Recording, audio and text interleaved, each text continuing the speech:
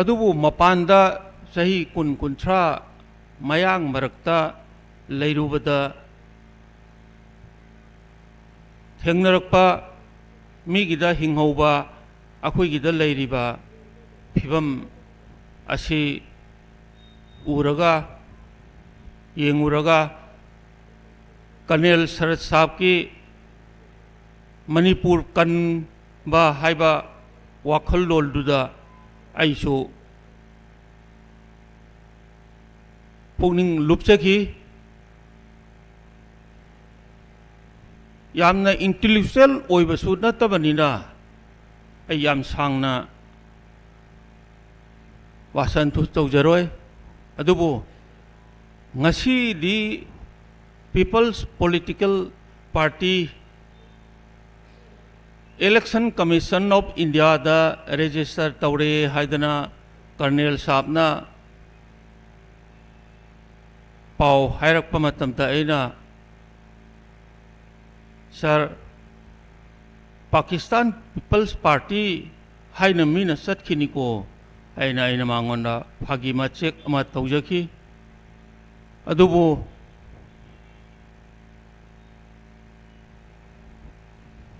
ngasi political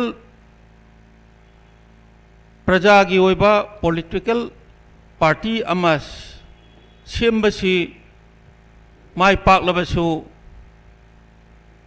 चिंग्या तम्यादा चलगा लेमहौरिबा constituency निफुगी दगी अमा अनिदा ओइरबसु अखोइगी खोलाव सिबु लाउबा ngamnanabagi मिचंग खोमबदा field ओइना थबक तौजगे कुइना सिफाइदा लेजरकपनिना वाही अमानिदंग हाइजगे सिफाइदा लान थेंगनबा मतमदा मागी supply line कथलु है अदु मैतई की सप्लाई लाइन से लोइनमक कखरे सप्लाई लाइन सेमदबा यारोय हिंगननबगी दमकता कौब्रुसु मरु कोक्थोखरे नोंसु ताद्रे सेंमाइ तुरेनसु कंग्रे मैतई कुइना हिंगदव मानदे अखोई मसेन खरा यान तानबा मतम चप चारे हैना खंजई मतुंगी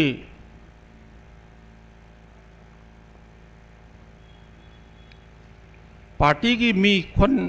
खोंबा मतमदा सोइदना चलगा मीबु ज्ञान ताहनबदुदा सरुक ओइने याजगे